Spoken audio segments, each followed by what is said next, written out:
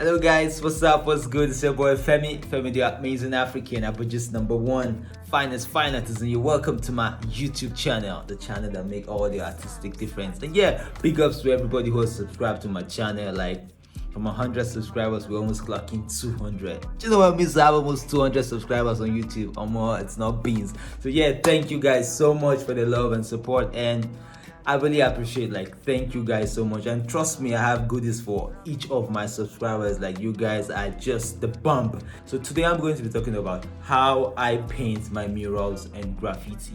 I'm going to talk about from the first step till the finished step, the last step, which is the work on the wall.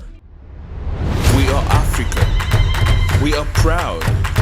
We save the world. We create happiness. We use lines. We recreate. We use patterns. We make it art amazing. So yeah, what's mural or graffiti? A mural or graffiti is any painting done on the wall, ceiling, any permanent surface that's just for personal or public consumption. So that's what a mural is. A mural can be anywhere. It could be in school, parks, restaurants, churches, anywhere, anytime, anywhere, any place, anywhere a mural can be. Toilets, kitchen, children playroom, anywhere you can find murals and graffiti. It's everywhere. So that's what a mural is. So yeah, the first thing that hits me when I have a mural to design is the theme. And why the theme? The theme is the most important thing to me because it influences lots of things. It influences the colors, it influences the elements, it influences the proportion, the planning. It's just the most important thing, because once I have my theme in place, it already puts me in that place, okay, and I have a direction to go through. So that's the first thing I make sure I ask clients, or if it's a personal project, I already have a theme for myself. It'll be like, okay, I need a theme centered about a woman. I need a theme centered about Salah, Christmas. I need a theme centered about unity. I need it. Once you already have that in place, you already have a direction to go to, and it makes your design and sketch phase simple. Then secondly, I make a checklist of everything that further explains the theme to me. Let's say, for example, now I'm working on a theme for my city, Abuja. So I just make a rough scribble on a piece of paper of what Abuja is to me. To Abuja to me now, flashy cars, interesting places, nice road networks, beautiful ladies, money, lavish, electricity. You could just put down anything, clubs, nightlife. You could just write all those ideas down. Just they might not really make sense to you at that point, but just write them down. Just write down as many as possible. Just write them down on a piece of paper. That is also how I get to come up with my design. Don't worry, I'm going to explain this to you in the next step. So third step, this is where I make a sketch. So what influences this sketch now is the checklist I've made in step 2. So now I just pick elements in step 2 that I feel explains my mural. It just takes it a step further. So now this design we're working on Abuja, to me now I feel okay. Abuja, basically the most important thing to me are the cars, ladies, good road networks, and we need a prominent landmark. So I already have 4 elements I've picked from all those lists I've made. As the sketching goes on, I could still pick from there, but I just feel these 4 elements will make my design pop. So now go to my sketching.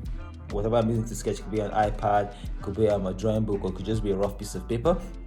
And I just start, it's rough though, so you don't really have to put in time and everything. It's just to put them in the right places, the right placement of all these elements where they are all visible.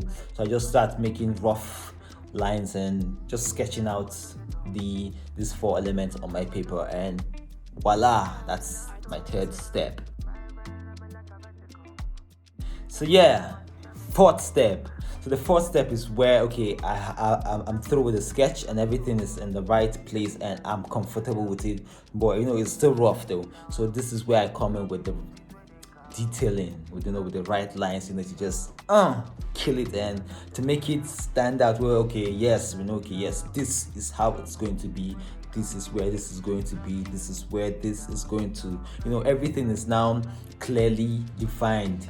This is the defining stage of where your lines are cutting through, bringing everything out, and it's properly aligned on the piece of paper or the iPad you're working with.